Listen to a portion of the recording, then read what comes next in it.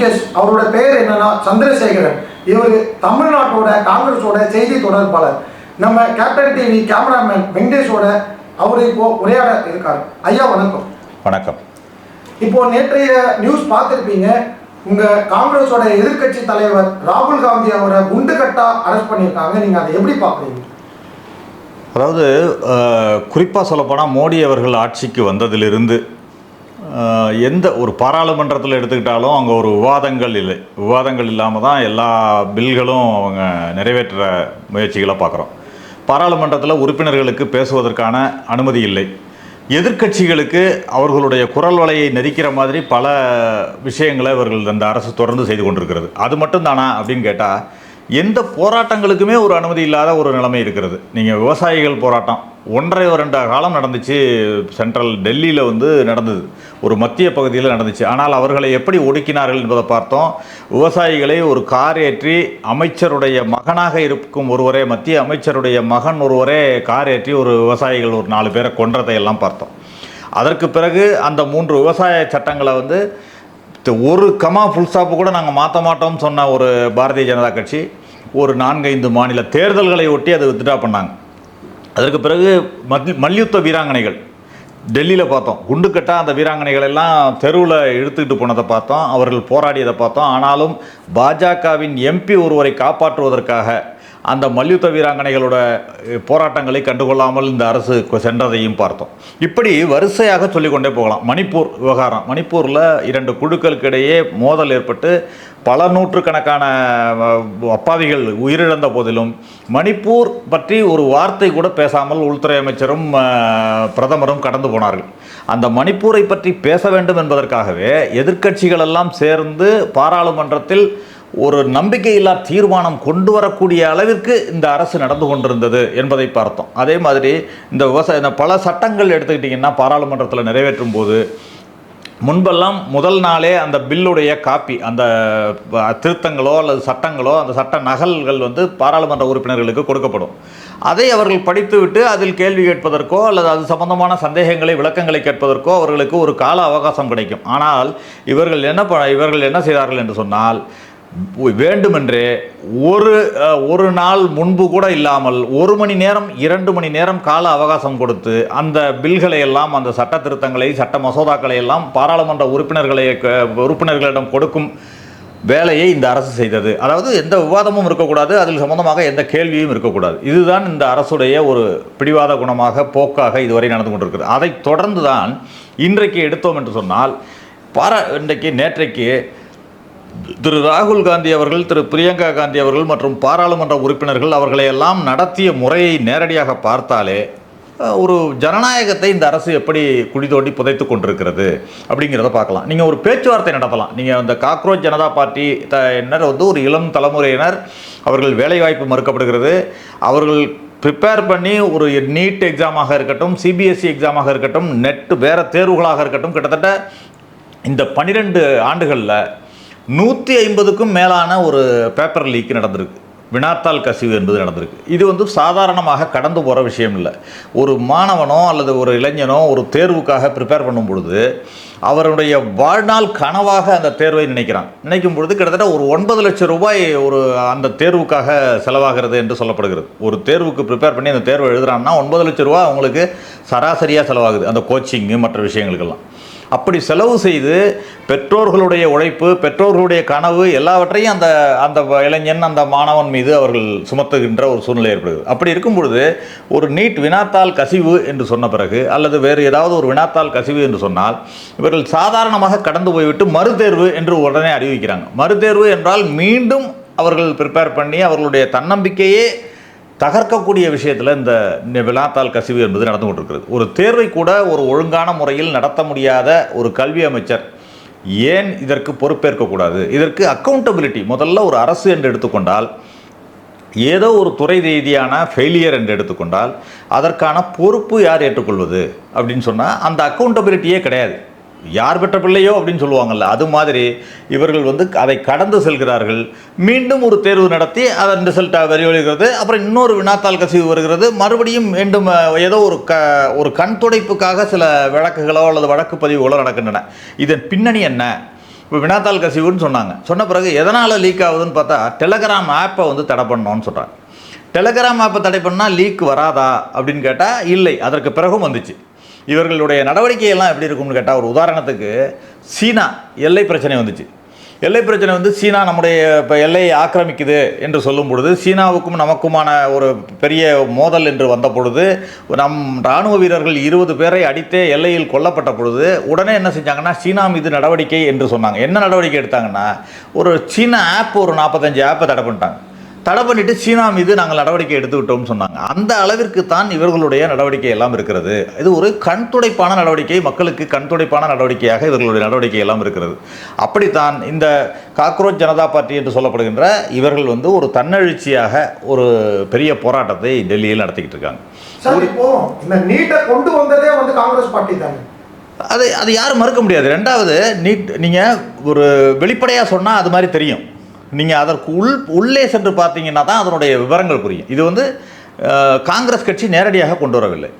ஒரு இதே மாதிரி ஒரு வினாத்தாள் கசிவு மாதிரி ஒரு பிரச்சனை ஏற்படுகிறது. இந்த தேர்வு முகமையில் ஒரு பிரச்சனை ஏற்பட்டு அதில் வந்து நிறைய ஒரு ஊழல் நடந்ததுன்னு சொல்லி பிரச்சனையான பொழுது உச்சநீதிமன்றம் தலையிட்டு என்ன செய்கிறாங்கன்னா, இது அகில இந்திய அளவில் ஒரு தேர்வுக்கு நீங்கள் ஏன் தயாராகக்கூடாதுன்னு கேட்குறாங்க.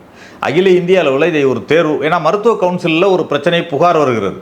இந்த மாதிரி இஷ்யூவில் ஒரு புகார் வரும்பொழுது உச்சநீதிமன்றம் தான் சொல்லுது, நீங்கள் என்ன பண்ணுங்கள், ஏதாவது ஒரு அகில இந்திய அளவில் தேர்வுக்கு ரெடி பண்ணுங்கள், தேர்வை என்னென்னு சஜஸ்ட் பண்ணுங்கன்னு சொல்கிறாங்க. அப்போ தான் நீட் தேர்வு என்று ஒரு உருவாக்கப்படுகிறது. உருவாக்கும் பொழுது கூட என்ன செய்கிறாங்கன்னா, காங்கிரஸ் அரசு கொண்டு வந்த பொழுது என்ன அதில் சரத்து இருந்துச்சுன்னா, அதாவது வேண்டாத மாநிலங்களுக்கு விலக்கு, எங்களுக்கு வேண்டாம்னு சொல்கிற மாநிலங்களுக்கு விலக்கு அளிக்கப்படலாம்ன்ற ஒரு ஷரத்தும் இருந்துச்சு அதில். அதை நான் இங்கே குறிப்பிட விரும்புகிறேன்.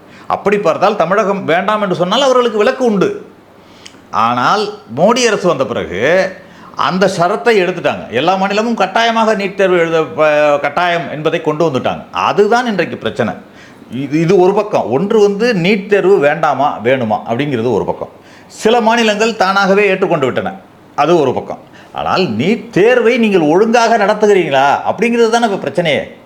நீங்கள் நீட் தேர்வுங்கிறது நடக்கலை, அதை ஒரு சைடு வச்சுட்டிங்கன்னா, நீட் தேர்வு நடத்துறதுக்கு ஒரு முகமை இருக்குது, அது ஒரு டிபார்ட்மெண்ட் இருக்குது, ஒரு அமைச்சரகம் இருக்குது, எல்லாமே இருக்குது. அப்படிங்கிறப்ப இப்போ எவ்வளவோ நடைமுறைகள் வந்துடுச்சு நீட் தேர்வுகள்லாம் நடத்துறதுக்கு. ஆனால் ஒரு தேர்வை ஒழுங்காக நடத்த முடியாத அளவிற்கு அந்த அமைச்சகம் இருக்கிறதாங்கிறது தான் கேள்வி.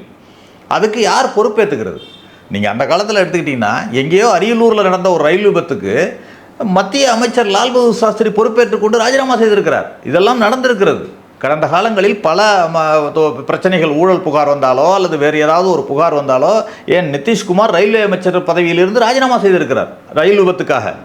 ஆனால் எவ்வளவு ரயில் விபத்து நடந்துச்சு இந்த ஆட்சியில். ஆனால் ஒரு அமைச்சர் பொறுப்பேற்றுக்கிட்டாரா, ராஜினாமா செய்தாரா?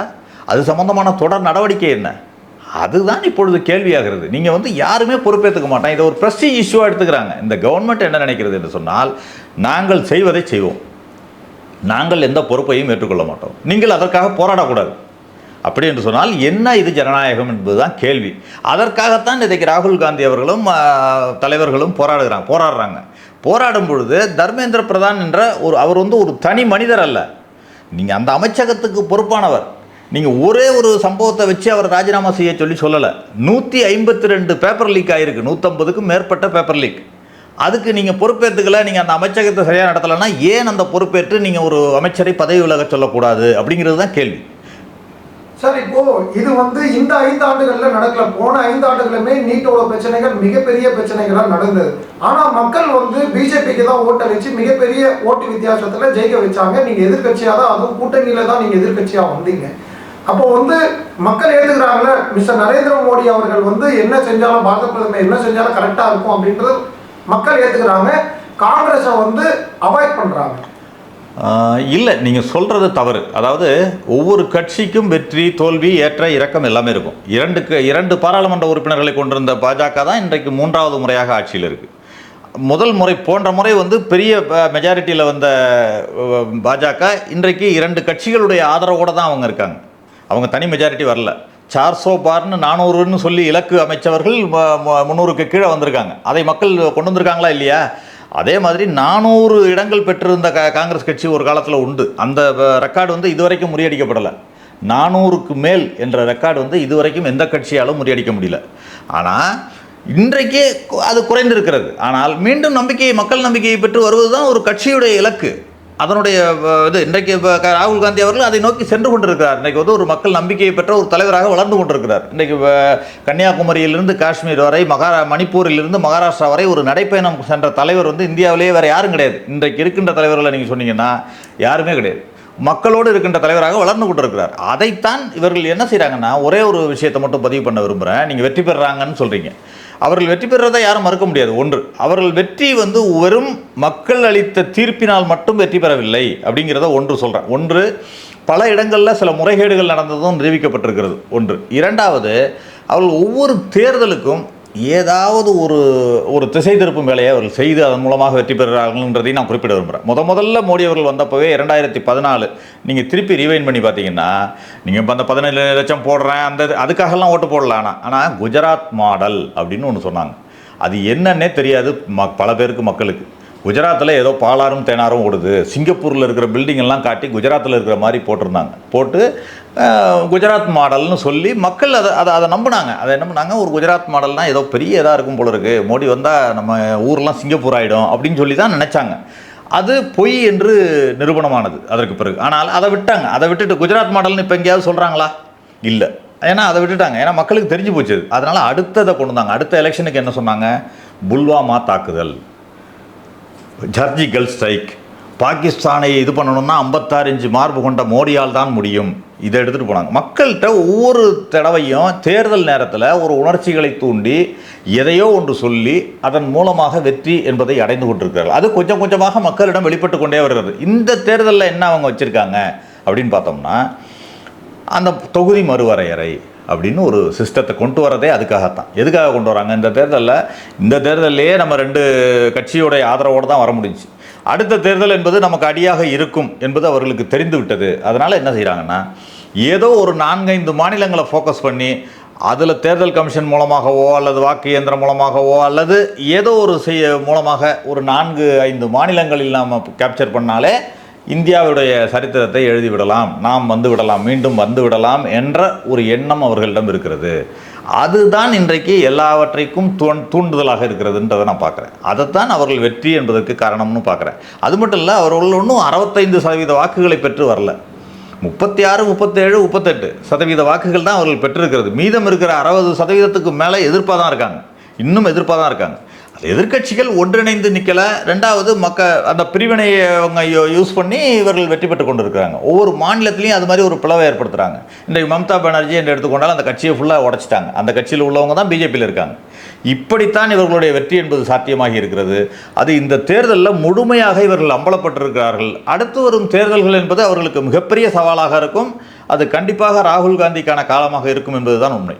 சார், அந்த ஸ்ட்ராட்டஜி ராகுல் காந்தி சாரால ஏன் எடுக்க முடியல? இப்போ இரும்பு பெண்மணி இந்திரா காந்தி மேடமாக இருக்கட்டும், நம்ம ராஜீவ் காந்தி சாராக இருக்கட்டும், அவங்களோட ஸ்ட்ராட்டஜி வேற. ராகுல் காந்தியை வந்து எல்லாமே வந்து ஒரு சிரிப்பான ஒரு பொருளாக தான் வந்து பார்க்குறாங்க எதிர்கட்சிகளே. அவரோட ஸ்ட்ராட்டஜி இல்லை. ஸ்ட்ராட்டஜி இருந்தால் 3 வாட்டி வந்து தோத்துக்க முடியாதுல்ல.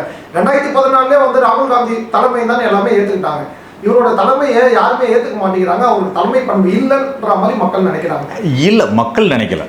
நீங்கள் சொல்வதே தவறு. அதாவது சில கட்சிகள் நினைக்கிறது எப்படின்னா, அவர் தலைமை பண்பு இல்லை. நீங்கள் இப்போ நான் இருக்கேன்னாக்க எனக்கு தலைமை பண்பு இருக்கா இல்லையான்றது என்னோட இருக்கிறவங்களுக்கு தான் தெரியும். மற்றவர்கள் என்னென்னா த்ரெட்டனாக பார்க்குறது என்பது வேற, தலைமை பண்பு என்பது வேற.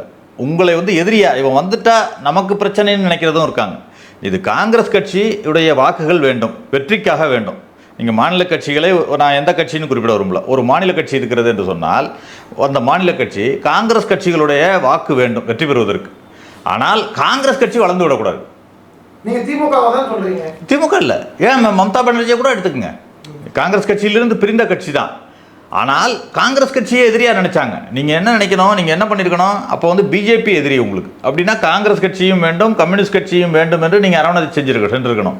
யாரும் வேண்டாம் என்று தனியாக நின்று நீங்கள் இன்றைக்கி தோல்வி அடைந்த பொழுது உண்மையிலேயே தனிமைப்பட்டு போயிட்டீங்க. அங்கே அதுதான் நடந்தது ஒவ்வொரு இடத்துலையும். இங்கே கூட என்ன நடந்துச்சு, திமுகவே எடுத்துக்கிட்டீங்கன்னா கூட எங்களுடைய கோரிக்கை என்ன, எங்களுக்கு இந்த முறை ஆட்சியில் பங்கு கொடுங்க. நாங்கள் பல காலங்களாக உங்களோட பணியாற்றி இருக்கோம், கூட வந்திருக்கோம், உங்களுடைய வெற்றிக்கு உதவி இருக்கோம். எல்லாம் செஞ்சுருக்கோம். ஒரு கட்டத்தில் மைனாரிட்டி கவர்மெண்ட்டாக நீங்கள் ரன் பண்ணப்போ கூட உங்கள் அரசாங்கத்தை தூக்கி பிடிச்சிருக்கோம், தாங்கி பிடிச்சிருக்கோம். ஏன் இந்த முறை எங்களுக்கு ஒரு அந்த ஆட்சியில் பங்கு, அதிகாரத்தில் பங்கு என்பதை நீங்கள் ஒத்துக்கொண்டு எலெக்ஷனை சந்திச்சிருக்கக்கூடாது அப்படிங்கிற கொஸ்டின் எங்களுக்கு இருந்துச்சு. அது அப்பயே நீங்க வெளியில போயிருக்கலாம்ல. இல்ல அது உங்களோட இந்த பிரவீன் சக்கரவர்த்தி எல்லாம் சொன்னாங்க நிறைய எல்லாமே இல்ல அது வந்து அகில இந்திய சூழ்நிலை, இருக்க வேண்டிய சூழ்நிலை. சூழ்நிலைகள் இல்ல. நம்ம ப. சிதம்பரமும் செல்வ பெருந்தகை அவர்களும் செய்த சதின்னு தான் வந்து காங்கிரஸ் கட்சிக்காரர்களும் ஒப்புக்கொண்ட ஆதாரம் என்னிடம் உண்டு. இல்ல ஒப்புக்கொள்றது, அது காங்கிரஸ் கட்சி வந்து ஒரு பெரிய ஜனநாயக பூர்வமான கட்சிங்க.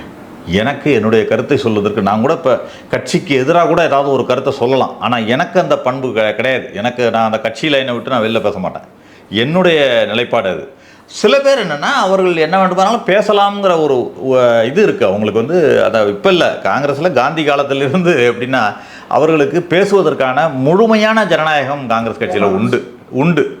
எல்லோருடைய கருத்துக்களையும் கேட்டு கடைசியில் ஒரு பெரும்பான்மை அடிப்படையில் முடிவெடுப்பாங்க. அதுதான் காங்கிரஸ் கட்சி முடிவெடுக்கிறதுக்கு கூட பல காலகட்டங்களில் தாமதமாகிறது கூட உண்டு. ஏனென்றால் ஒவ்வொருத்தையும் கேட்டு கடைசியில் முடிவெடுக்கிறதுக்கு தாமதம் பண்ணிட்டு மறுபடியும் ஒரு கன்வின்ஸ் பண்ணுறதுக்கு பார்ப்பாங்க. அதற்கு பிறகு தான் முடிவெடுப்பாங்க. இப்படிப்பட்ட கட்சி தான் காங்கிரஸ் கட்சி. அந்த அடிப்படையில் பார்த்தீங்கன்னா எல்லோரையும் அழைத்து டெல்லியில் போய் பேசினாங்க. இந்த தாவேகாவுடன் கூட்டணி அமைக்கலாமா அப்படிங்கிறது கிட்டத்தட்ட ஒரு 45 முக்கிய பிரமுகர்கள் வந்து டெல்லிக்கு அழைத்து பேசி கருத்து கேட்கப்பட்டது. அவர்களுடைய பெரும்பான்மை அடிப்படையில் தான் இப்பொழுது கூட்டணி மாற வேண்டாம், நமக்கு இதோடையே செல்லலாம் என்ற ஒரு முடிவு எடுக்கப்பட்டது.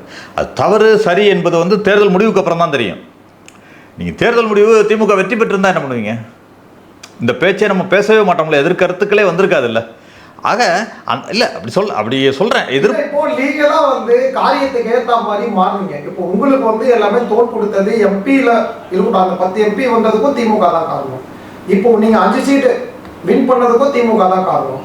அப்போ நீங்க வந்து திமுகவோட வாழ்வோ சாவோ, நான் திமுகவோட இருக்கிறேன்றது நீங்க ஸ்டாண்ட் எடுத்து. ஏன்னா இப்போ வந்து சிங்கப்பெண்மணி பிரேமலதா மேடம் அந்த கூட்டத்துல இருந்து வெளில வர மாட்டேன், நிறைய பேர் வெளில போயிட்டாங்க. அவங்க ஒரு மேடையிலே சொன்னாங்க, நான் விஜயை கூப்பிட்டு ஜோசப் விஜயை கூப்பிட்டு எனக்கு துணை சிஎம் கேட்டிருந்தா கொடுத்துருப்பாரு, நான் கூட்டணி தர்மத்தை வந்து நான் மதிக்கிறேன் அப்படின்னு பிரேமலதா மேடமே சொன்னாங்க. இல்லை, ஒவ்வொரு கட்சிக்கும் ஒரு நிலைப்பாடு இருக்கும். நீங்கள் சொல்கிறீங்க, அதாவது 10 எம்பி வந்ததுக்கு திமுக தான் காரணம், 5 எம்எல்ஏ வந்ததுக்கு திமுக தான் காரணம்ன்றீங்க.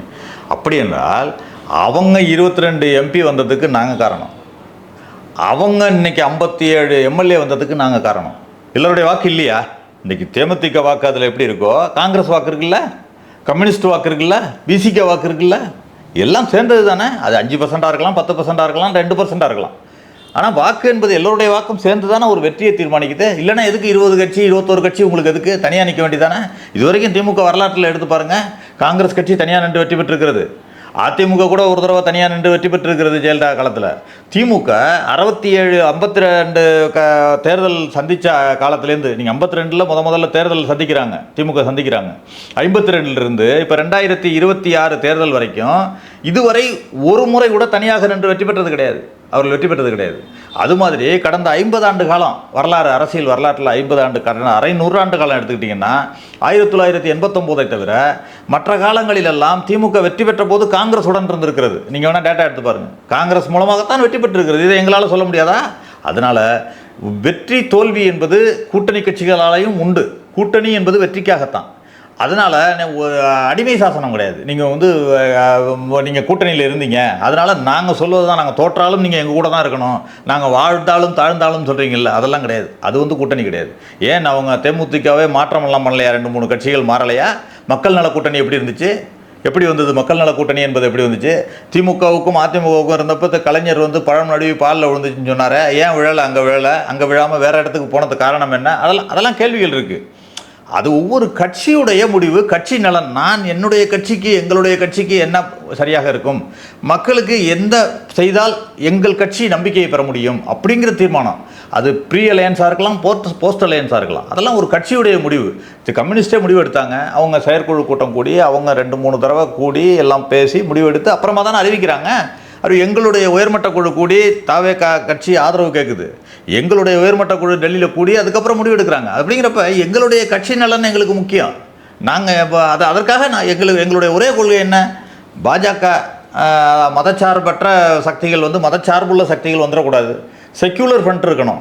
அதை நாங்கள் செக்யூலர் ஃப்ரண்ட்டில் தான் இருக்கோம். இன்றைக்கி பாஜகவை எதிர்க்க வேண்டும். பாஜக ஆர்எஸ்எஸ் சித்தாந்தத்தை எதிர்க்கின்ற ஒரே கட்சின்னு எடுத்தால் இந்தியா ஃபுல்லாக நாங்கள் தான். இன்றைக்கி தமிழ்நாட்டிலே எடுத்துக்கிட்டிங்கன்னா, இந்தியா ஃபுல்லாக எடுத்துக்கிட்டிங்கன்னா, பாஜகவுடன் கூட்டணி சேராத ஒரே கட்சி என்று சொன்னால் காங்கிரஸ், அடுத்தது கம்யூனிஸ்ட்டு. மற்ற ஏதாவது கட்சி இருக்கான்னு சொல்லுங்கள். நீங்கள் வேறு ஏதாவது கட்சிகள் ஏதோ ஒரு சந்தர்ப்பத்தில் பாஜகவுடன் கூட்டணி அமைத்திருக்கின்றன. அது கண்டிஷன் போட்டு சேர்ந்தவம்பாங்க, அல்லது வேறு ஏதாவது சொல்லுவாங்க, காரணங்கள் எது வேணால் சொல்லலாம். ஆனால் பாஜகவுடன் சேராத அந்த சித்தாந்தத்தை ஏற்றுக்கொள்ளாத ஒரே கட்சி என்று எடுத்துக்கொண்டால் காங்கிரஸ் கட்சியும் கம்யூனிஸ்ட் கட்சியும் தான். அப்படி இருக்கின்றது. அதே அடிப்படையில் தான் நாங்கள் எங்களுடைய முடிவை இன்றைக்கு தமிழ்நாட்டிலையும் எடுத்திருக்கிறோம். அதுதான் உண்மையை தவிர நாங்கள் அவர்கள் எடுக்கின்ற முடிவை எல்லாம் நாங்கள் ஆதரிக்க வேண்டும், தோற்றாலும் கூடவே இருக்க வேண்டும், ஜெயித்து நாங்கள் ஆட்சியில் இருந்தாலும் எந்த பங்கும் கொடுக்கவில்லை என்றாலும் உங்களை ஆதரித்து கொண்டே இருக்க வேண்டும் கட்டாயம்லாம் யாருக்கும் கிடையாது. நீங்க கூட்டணியும் சரி, நீட் எக்ஸாமை பத்தி அழகா மக்களுக்கு புரிய வச்சீங்க. இப்போ கடைசியா பாத்தீங்கன்னா நீங்க சொன்ன ஒரு விஷயத்துல இருந்து இப்போ தாவேகாவும் திமுகவும் ஒண்ணுதான். எப்படின்னு கேட்டீங்கன்னா, அவங்களும் அந்த அடக்குமுறையை திமுக அரசாங்கம் கையில் எடுத்தது. இப்போ விஜய் அரசாங்கம், ஜோசப் விஜய் அரசாங்கமும் அதை கையில் எடுக்குது. நீங்க ஒரு கூட்டணியா அதை பத்தி நீங்க எதுவுமே கேட்க மாட்டேங்கிறீங்க. நீங்க 3 மாசம் ஆகும் போது அவர் பதவி ஏற்று பாத்தீங்கன்னா தொடர்ச்சியா கற்பழிப்பு, தொடர்ச்சியா திருடு, தொடர்ச்சியா லாக்அப் டெத்து. இப்போ பாத்தீங்கன்னா போராட்டம், நீட்டுக்கு போராட்டம் பண்ணா அடிதடியா கைது பண்றாங்க. இது அதே மாதிரி ஒரு சில பத்திரிகையாளர்கள் பேசினாலே கருத்து விஜயை தப்பா பேசிட்டாங்க. அது இவர் பேசுறது தப்புதான் வச்சுக்கோங்க. விளாத்திக்குள்ள எம்எல்ஏ எல்லாருமே சொல்றாங்க. அதுதான் நீதிபதி அவருக்கு தண்டனையே கொடுத்துட்டாங்க. அது ஓகே. பட் நிறைய பேர் சொன்னா அவர் அந்த கருத்து சொன்னது எதிராக திமுக பண்ண அதே விஷயத்த விஜய் சார் ஃபாலோ பண்றாரு. நீங்க அந்த காங்கிரஸா எப்படி பாக்குறீங்க? நீங்க இதுவரையுமே அதுக்கு எதிர்ப்பு தெரிவிக்கல. 2 செய்திகளாக பாருங்கள். அதாவது சட்டம் ஒழுங்கு, இந்த கற்பழிப்பு, கொலை இதெல்லாம் இன்றைக்கு ஒரே நாளில் எமர்ஜ் ஆகலை.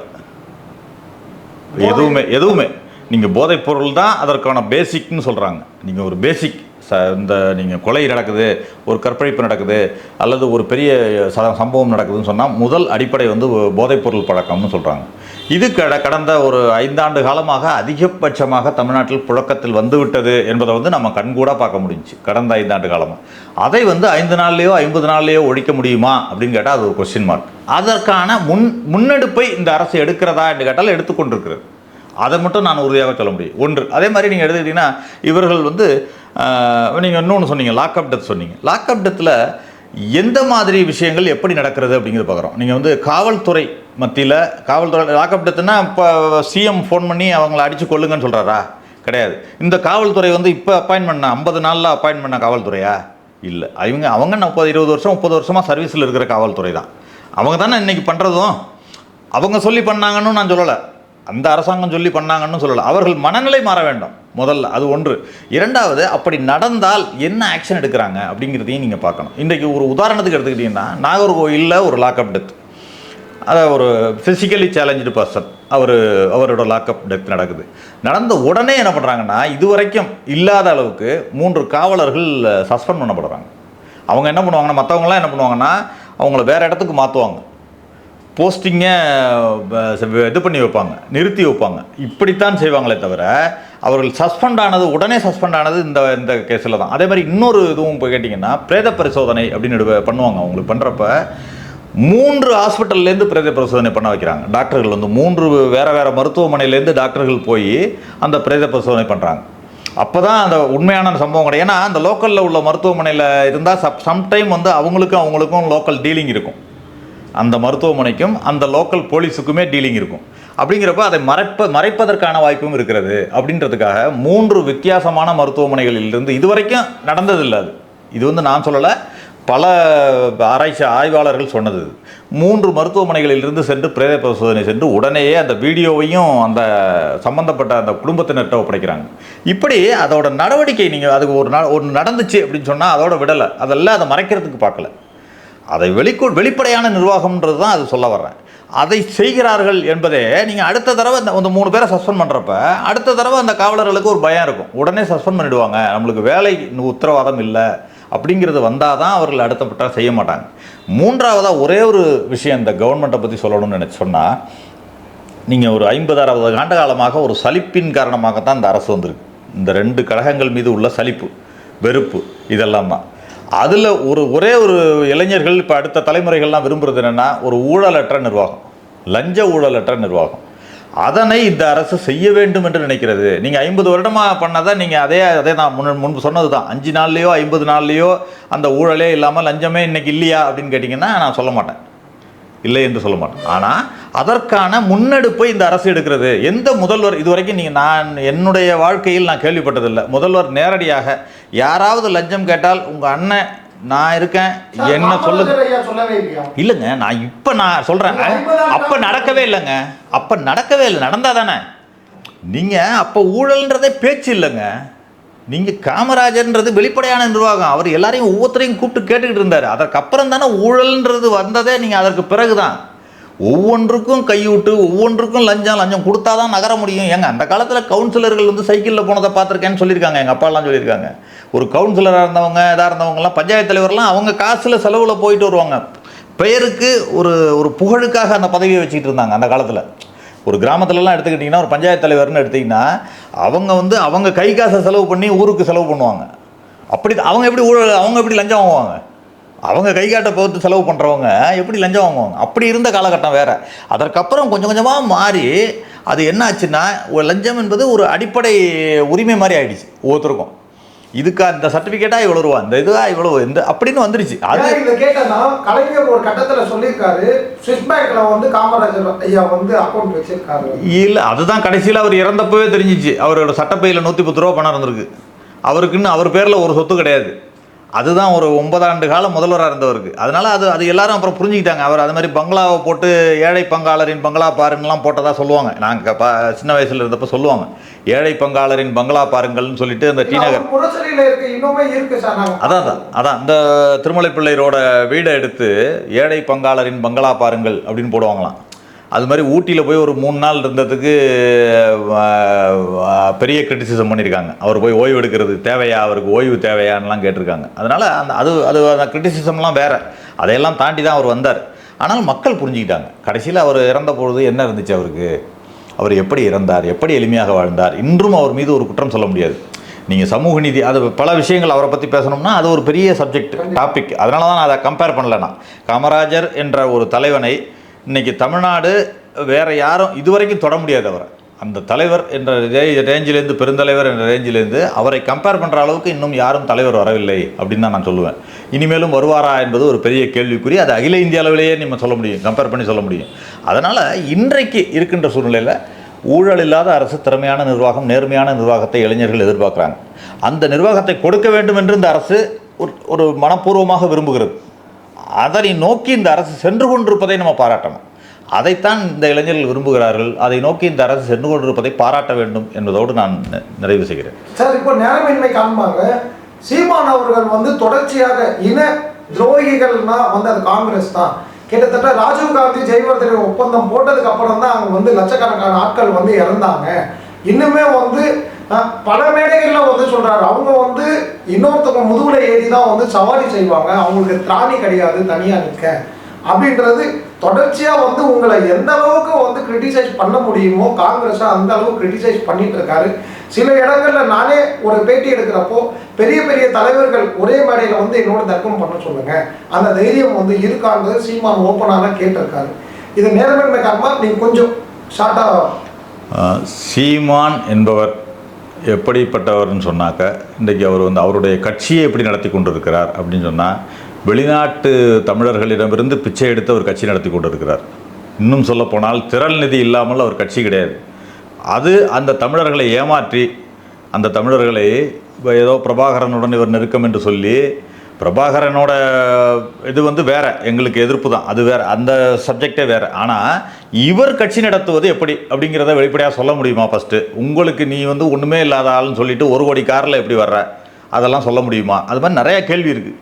நீ கட்சி நடத்துவது வேறு எந்த கட்சியிடமோ இரவல் வாங்கி பணம் வாங்கி நீ கட்சி நடத்தி கொண்டிருக்கிற.